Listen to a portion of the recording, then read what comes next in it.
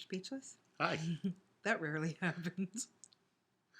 So, Before we start, I wanted to go ahead and say hi to Vanessa, who suggested that I wear pink in the last video, and I just wanted to let her know that this red was for her too, but I like the red and the blue, the Lois and Clark thing. I think that's a nice touch. But she had mentioned that I looked good in the blue, but black is my color. I love to wear black. Black is my favorite color. So it's not a dark thing, it just is. So, Vanessa, this is for you. Just is. Moving on. yes, that was a commercial for what not to wear. It is. Okay, so I think we ended up leaving off with the heart going through some physical When did I get married? But we'll go back. changes. We'll get back to there, but will. we need to talk about this because This is important. I still didn't know that you were married. Right. But I did know that she was now with child. So, what ended up happening is we talked about Thanksgiving morning and then feeling that and then feeling something I had no understanding of. I just knew that I could feel it when I would focus, when I would close my eyes, or when I would talk to her. I would be able to feel that heartbeat, and it was just it was an incredible feeling. And I thought, okay, yeah, something's different, and something really is really trying to get me to be more awake. So started being a lot less, and I just said, I can do this so much better with her than I could without her. So it dawned on me that, you know what? Do you want to be with this woman for the rest of your life? And my answer immediately was always yes. So why not now? So we ended up meeting up, and I said, hey, I got something I got to tell you. And I felt it. I felt you were with your husband. She was like blown away, but at the same time, not so much because she had experienced it while I was doing what I was doing. Talking about. Right. Which, anyway, so what happened? Great. There's the first edit in the video. Or never mind edit. Go ahead and throw the Yeah, disclaimer go on. right Because there. here's what you Disclaimer. not the disclaimer. Have a flying monkey from like the Wizard of Oz when they drop the house on the witch. Moving on. So anyway, what happened is I sat down with her and I was so excited because what I was in feeling the same was, parking lot where we met. Yeah. Yeah. Sure was. It was the same parking lot. And I said, hey, you're pregnant. And she says, no, I'm not. I said, yeah, you really are. You're pregnant. And she goes, no, I'm not. No, I'm I not. said, I would know. and I told her, I said, no, you're carrying a child. And you need to come with me and we need to go and raise the child. So we talked for a little bit and, she was like, I'm not pregnant. I'm not pregnant. And I said, okay. So, of course, she's about 2 weeks later starts acting a little funny, so she decides to go see her doctor, and the doctor says, you're pregnant.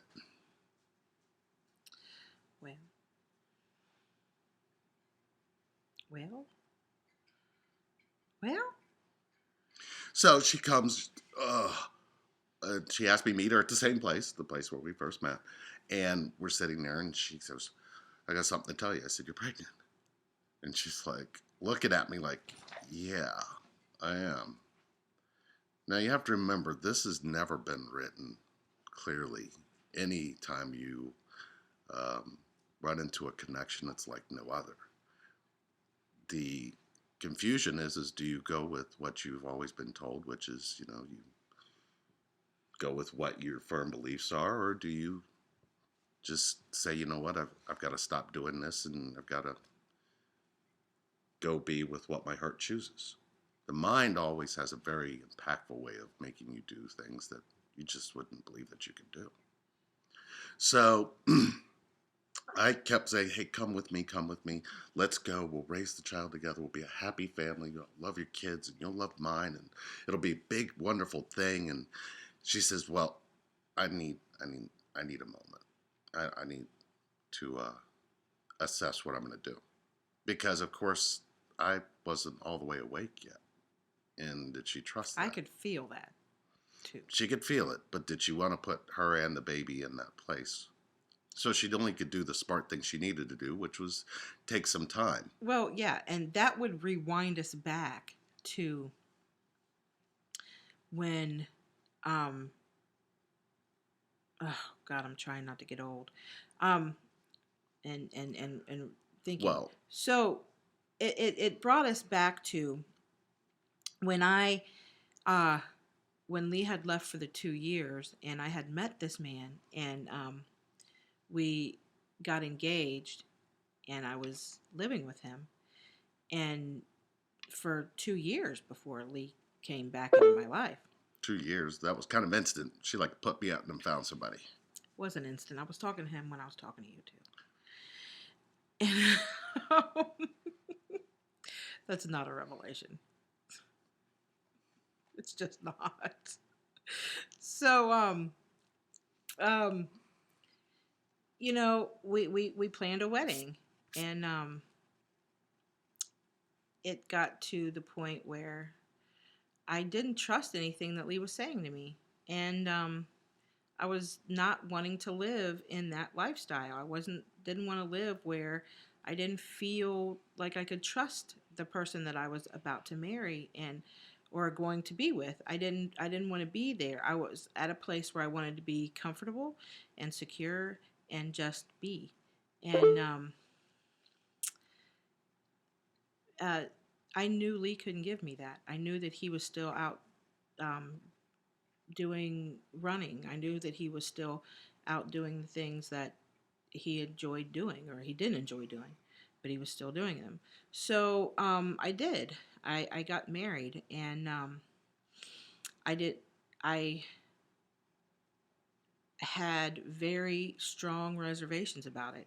Um, very strong reservations about it, but there had been a ton of money poured into it, and we did it, and I did it anyway, and I committed to that. I wanted to make that work. I wanted to be in that stable environment. And I had this friend. I had this great friend in Lee that I could talk to. Inevitably, talking to Lee was my best friend. My husband was not, and there were some anger issues there, and we weren't. Oh, we were good friends, and we're still good friends, but the compatibility just wasn't there, and it turned into something that was ugly, and there was a lot of arguing, and there was a lot of fighting, and then there was a sleeping on the couch, and then moving downstairs, and then moving back upstairs. It was a mess. And while that was going on, Lee and I were talking every night on Yahoo Messenger, and I would vent to him what was going on in my relationship, not in my marriage because he didn't know, but in my relationship. Sometimes I would say, uh, I just can't do this. But his little thing was, why don't you leave? He didn't know I was married to the guy. Um, we owned a house, and Which I didn't know. we owned a house, and I was living the American dream, just not really.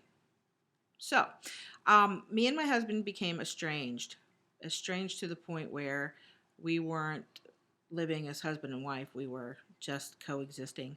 And then it came up on that Thanksgiving where it was a very hectic time, and there was some alcohol involved, and we slept together and conceived.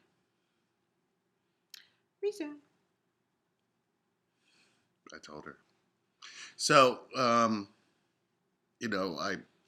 I pretty much begged her to just come with me, and she said she needed some time to think. So, she said I need some time, and I said okay.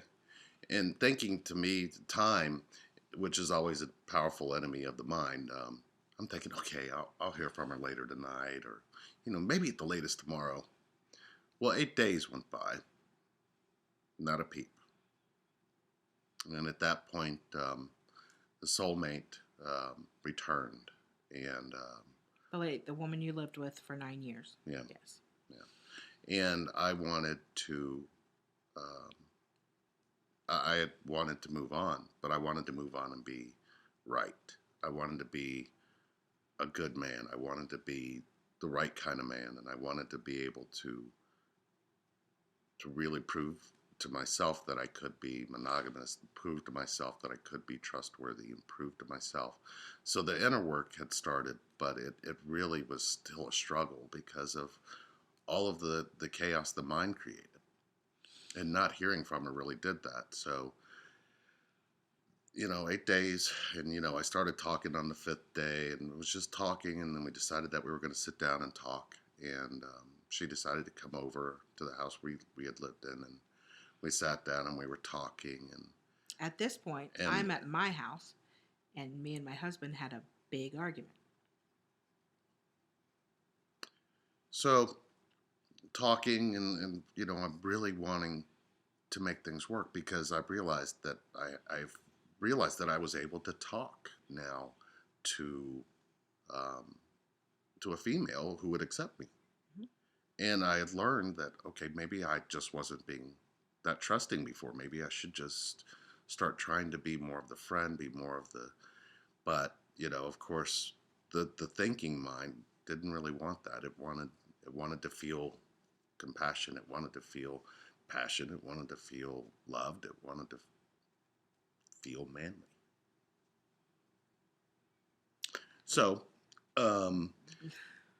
she got in a fight, and I was at home. Hadn't heard from her. No phone call, no IM, no nothing, no messaging, nothing. The last thing I was hearing in my head was, just drop everything. Just leave your life and come and be with me, and we'll raise this baby, and we'll be happy, and we can birth this connection, and we can be a family. And I know the baby's not mine, but let's just go. I'm going to raise him. I said the baby was mine. Huh? What'd you say? I said I was going to raise the baby. Yeah, you said the baby. I feel like the baby's mine. Obviously, the baby wasn't mine. I could feel it. But spiritually, obviously, he wasn't his. Never mind. But you know what we mean, right? Of course they do. Yeah.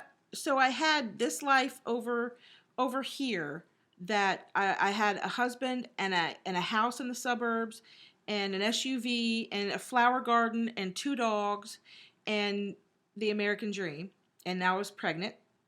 And over here, I had the man that I loved begging me to come there.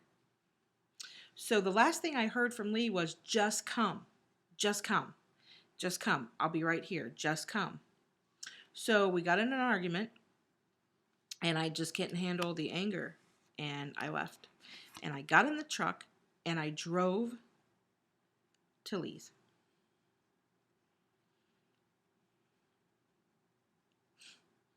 So I get to Lee's, and I had only been there one time before, and so I didn't know that there was extra cars there or anything. I just didn't pay attention. I just pulled in the driveway, and I got out of the truck, and I walked up to the house, and I was about to knock on the door when I looked through the window, through the curtains, and Lee was standing up, and he was kissing another woman. My heart shattered into 1,000 pieces. There was a lump in my throat as big as an apple. All of my fears had come true. Everything that I had thought what had just come right to surface. All of the trust issues that I had with him smacked me right in the face. I was sick. I drove home in tears. And out of hurt and out of anger,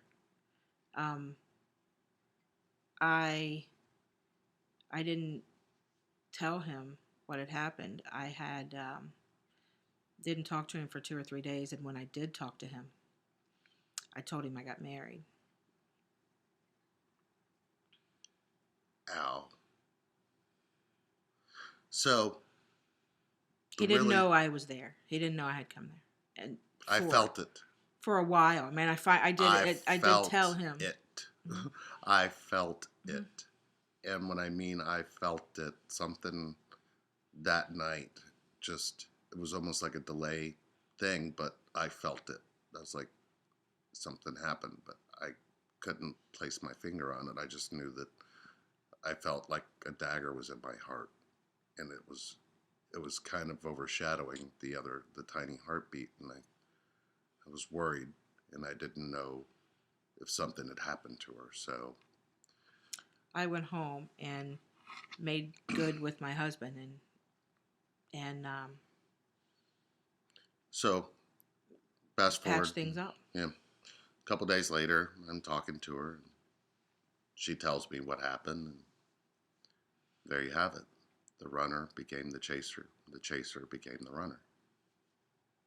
So um, it was kind of a really painful experience Mm-hmm. when she told me that. And when she told me that, I went further into the relationship of really trying to find this connection now that I knew that um, I had with her. I was thinking, okay, I can have this with anybody.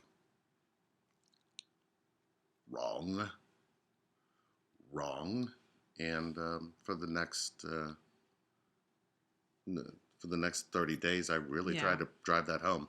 And it Things took were us, I think during that time, it took us probably a couple weeks after that. It probably wasn't until coming into the new year that we really started talking as friends again. yeah, because throughout the pregnancy, I was there. he was there with me, Not not physically. physically, but We talked every night almost. on the phone Um, or on IM, and and I had insomnia, so I was up, and and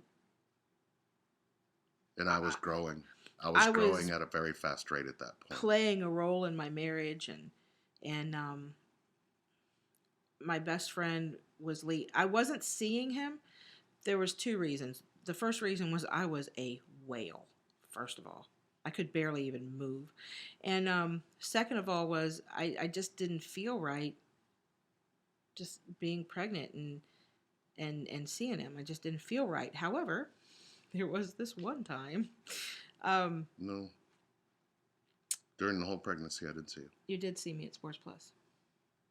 Where I was walking, but we didn't talk. I didn't No, we talk to didn't you. talk. I didn't talk to you at all. I I just told you I saw I you there. come home from my husband played hockey, and it was one of the rare times that I went to one of his hockey games, and it was me and my daughter, um, and I was really pregnant, and we came home that night, and I was talking to Lee on IM. He said, "I saw you today." I'm like, Yeah. "Where did you see me today?"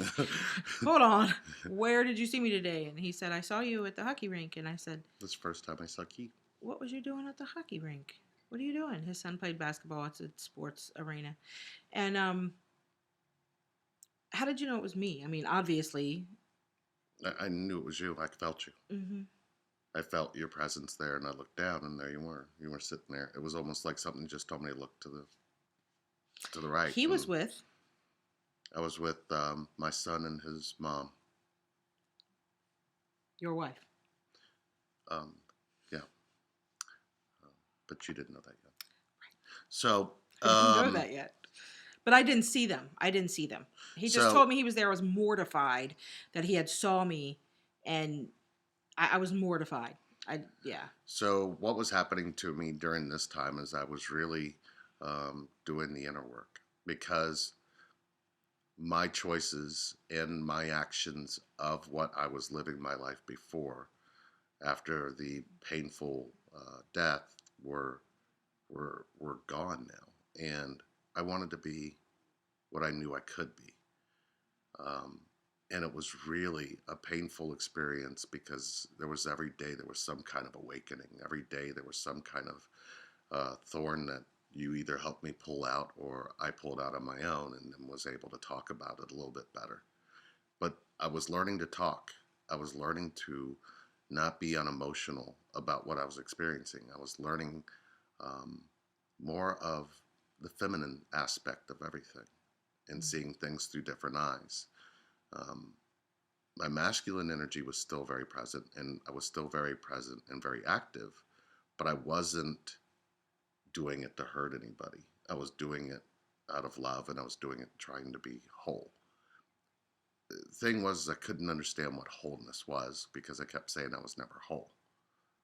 But now, with being put into this um, place that I was in, I knew that I was still going to have her as my best friend. I knew that I was going to have this undeniable connection, that I could feel her. I could know when she was in danger. I knew when she was stressing over something. I mean, it was almost instantaneous when we would call each other because we could feel each other when each other was going through things, and the phone would ring. It was almost automatic. It was such a spiritual time for me because I was exceptionally hormonal, obviously, but um, the ups and the downs at that point in time when I was carrying my son, I could feel him with somebody else, but I wouldn't get angry or I wouldn't get jealous. I was living this life, he was living that life, and there was no, um, at this point in time, there was no talk of us being together. There was no talk of, there was I love you talk, but there was no talk of us being together. Yeah, you did say something to me that resonated to me, that kind of told me what I needed to prepare for to help me really start pushing towards becoming what I knew and she knew that I was. You said one day, it doesn't matter what day it's going to be, we may be in an old folks home and we may just cross paths again. We're going to be together. I remember it. I remember I saw the flash because Mm-hmm. and it was almost like I could see the dream of whatever it was, of what you said, and I was like, she's right. It doesn't matter Mm-hmm. what happens, we are going to end up together. Right. And it was But we were not making plans no, to be together. there was We no were talking, no talk like about that. that at all.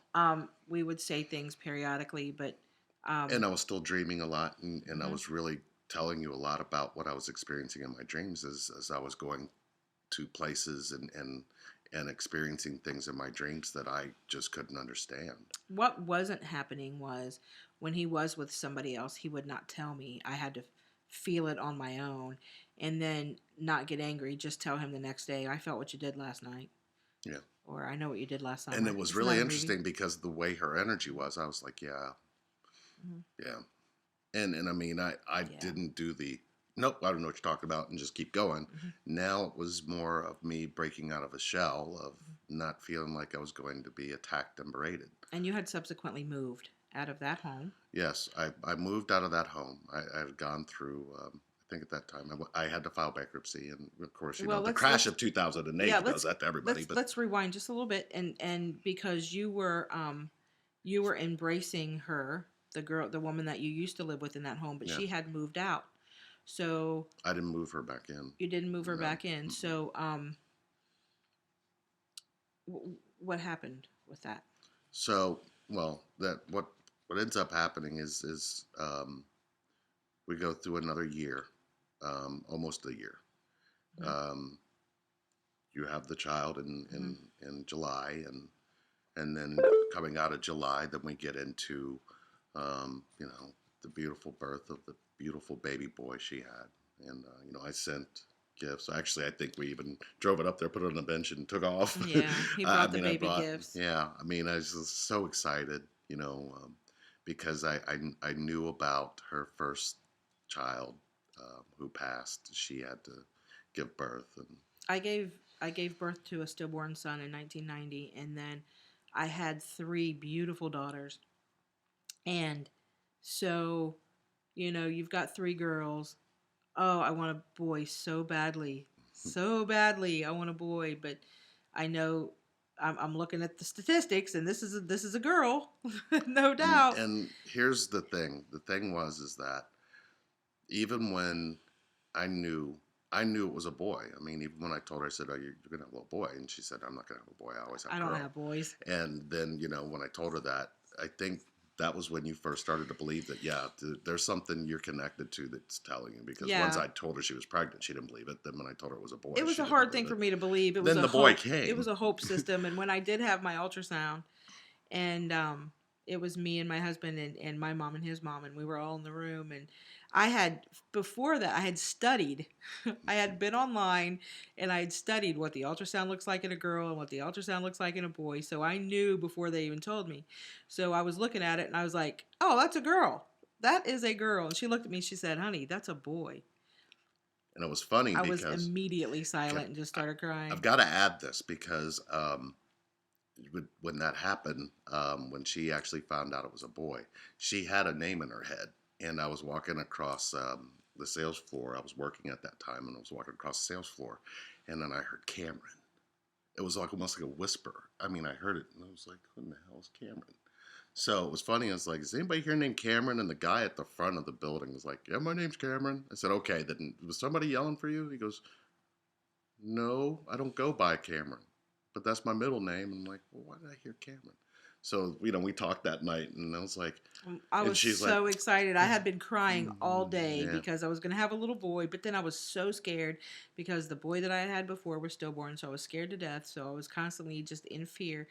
But when I told him and I said, I know what we're going to name him Cameron. Um, and I got silent. he got real quiet, and I was like, what the hell is wrong with you? And I told her what happened, and she's Yeah. like, okay. I don't know who told you that, but all Yeah, right then. yeah. And And that's when, that was probably one of the very, very, very wonderful times. Because I felt so many butterflies when she got for hold him for the first time. I felt it on July God. 15th. I felt it. It was like a daily thing. I could feel if he was coughing. I could feel if he was everything that he was experiencing because of her love for him. I could feel that through her and him. I would put him on video on the and I would make videos and he would I could hear him smiling Yeah. on the other end of the Hell, you line. could feel that. Yeah, and Mm. I mean everybody says, "What do you mean by hear him smile?" I could hear him. I just could hear him smile, and when I was playing with Cameron, when I was on the phone with him, and he would be like, "Put the phone up to him. Put the phone up to him. Hi, Cameron. Hi, Talk to him. Cameron." And it was a very emotional time because I Yeah. was married and not happy, and Yeah. he was, Glowing. yes, like a new Right, father. right about August. I mean, right after Cameron, I would say 30 days after Cameron, I was really kind of anxious and curious as to what this was that I was going through because I could feel my radiant energy growing, and I experienced a really powerful sleep, and in that sleep, I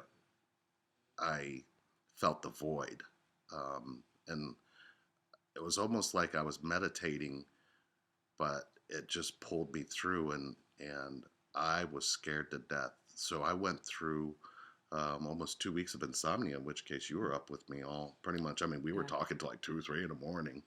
We And lived across town from each other, so this was yeah, all online communication. yeah. It was all online. But coming into, I think even going through September, I was still not sleeping very well. Then right around the end of September, I had a really powerful awakening. Um, it was just completely lit. I went into the void, and I just didn't. I needed to let go. I just needed to just go and see what it was. If I died, I died. After what I'd been through and what I'd experienced and how I was starting to feel so free, I said, you know what? I've got to go find out what this is. So I purposely did it, and you felt the whole thing. Mm-hmm. You felt um, I was starting to break away from everything that I was, and the energy of what I was started to be more giving to myself. So it came right around close to my birthday, and you were like, I really want you to have a good birthday, and what are you gonna do? And it's like, yeah, I want to too, You know, we really wanted to see each other. You could feel the pull was getting stronger after this. It just seemed to almost be like one of those things. And then coming early into November, I started feeling a lot of heart pain from her, and I didn't know what it was. I didn't know if she was sad. I didn't know what was going on, and she was talking to me, but it was almost like she was just kind of down and like, I had after he left for those 2 years, after he left that day when we'd first met, and I knew he wasn't coming back, I started emotionally going through this up and down type of behavior where I was really happy one day and I could give a shit about you. And then the next day I'm like, why am I so connected? Why am I missing this person that I don't even like?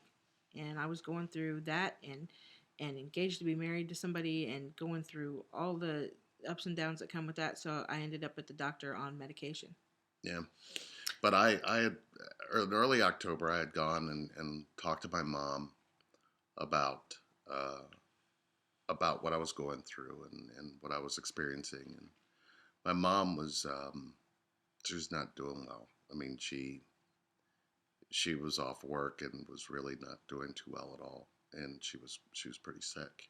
Mm-hmm. But I couldn't see it. I was still kind of glowing. But when I would talk about her, she goes, "Lee, why, don't, why aren't you together? You need to go to her." And I didn't. I said, "Mom, I just can't now. Not now. Now's not the time." But she could see it. So, and I at the got beginning of November, when she was feeling up and down, but when I got pregnant, I completely went cold turkey off my medication. But come he was born in July, so it was about August when I went back to the doctor and got back on the medication. how um many medications, oh God, I mean, which I felt. so many antidepressants. She had me on something to focus, Adderall or something that made me crazy. And she had me on Cymbalta, and she had me on Seroquel, and she had me on Klonopin, and there was so many, and I was very sporadic taking them, so I didn't take them correctly. So I just took them when I started to feel odd, and I didn't take them every day like I was supposed to. And that didn't help, but I started to go on this up and down spiral and of depression, of just not being Well, happy. so let's fast forward to Election Day, November 7th. So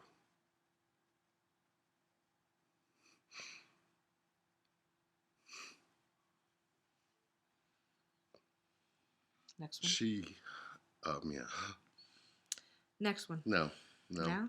now I at least got to say it. Okay. Um, that night of the election in 2008, when a president was elected, we had talked to my mom 2 days prior, who said, you know, I'll never live to see a black president. Um,